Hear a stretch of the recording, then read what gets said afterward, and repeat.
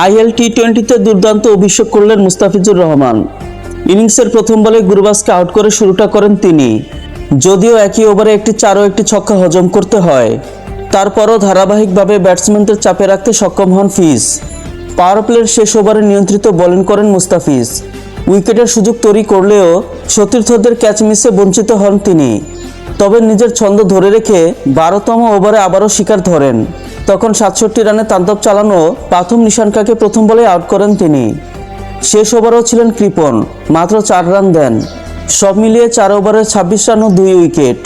অসাধারণ পরিসংখ্যানে শেষ করেন আইএল টি-20-র প্রথম ম্যাচ। ফিল্ডিংও দারুণ দুটি ক্যাচ ধরেন মুস্তাফিজ। তবে নিশানকার ঝড়ো ইনিংস ও মধ্য ওভারের কয়েকটি জুটিতে ভর করে শেষ পর্যন্ত 7 বল বাকি থাকতে 4 উইকেটে জয় তুলে নেয় গালফ জায়ান্টস।